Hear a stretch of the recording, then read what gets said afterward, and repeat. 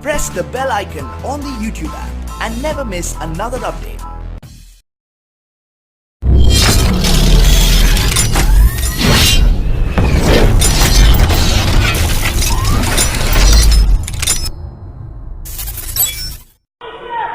Imtiaz Jaleel.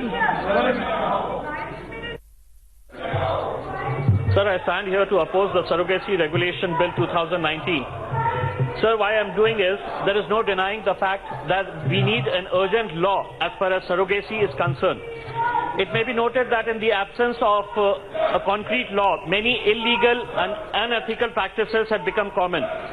This includes surrogacy tourism, where foreigners would exploit poor women for dirt cheap prices and hazardous health conditions.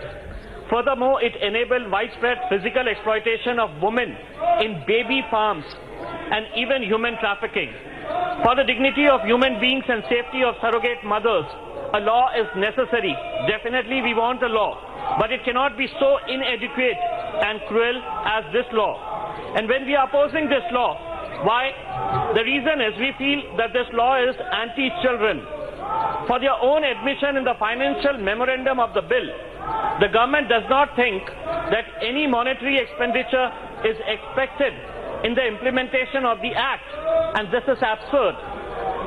By setting up national and state surrogacy boards without providing for any financial expenditures, you are creating toothless tigers. A regulatory body without effective enforcement is not particularly useful.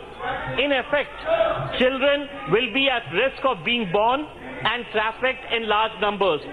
So we also feel that this bill is sexist and against the right to privacy. So the Supreme Court's Puttaswamy judgment recognizes that every person has a right to autonomy in taking decisions that pertain to their body. The SC judgment in Suchita Srivastava versus Chandigarh administration recognized the right of every woman to bodily integrity, especially with respect to decisions pertaining to pregnancy and abortion. Sir, subclause 6 of section 3 of the bill requires the surrogate mother's written consent for an abortion to be a cause. Section 9 prohibits the forcing of any surrogate mother to have an abortion except in such conditions as may be prescribed. Sir, this effectively leaves no procedure for the surrogate mother to terminate the pregnancy. It does not matter if there are valid reasons. The law must protect the bodily integrity and privacy of every woman to seek termination of pregnancy, regardless of the contractual obligations. Furthermore, leaving it to the administration to prescribe the conditions in which a surrogate mother may be forced to have an abortion screams of arbitrariness and violation of fundamental right to privacy. Furthermore, the most vulnerable person in this equation is the surrogate mother. We must ensure that stronger legal protections exist for her health care and safety are incorporated. Honorable Speaker, sir, it is 2019. We are no more using terms such as physically and mentally challenged. Our own law rightly refers to persons with disability.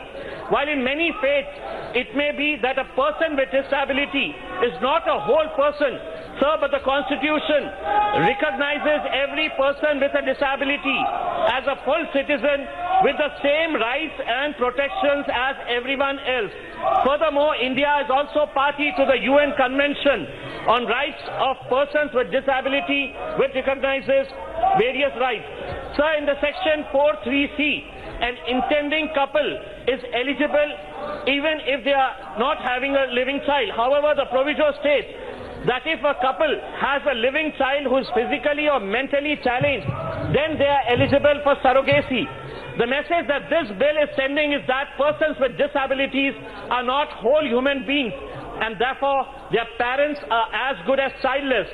There is no doubt that parents of persons with disabilities face many challenges. Sir, just 1 minute. Face many challenges and difficulties, but this is only going to add to their woes. Similarly, sir, in section 2, it defines intending couple as an infertile couple that has been medically certified as such. It is possible that the disability of infertility can be a reason for surrogacy. Sir, just last 2 points, sir. Sir, just last 2 points. So lastly, I would like to add that this is a badly drafted legislation, and a very important point that I would like to bring to the notice of the Honourable Minister. Sir, the issue requires serious legal protections and procedures to ensure stronger enforcement. However, the government has washed off its hands without any serious safeguards. Sir, for example... Sir,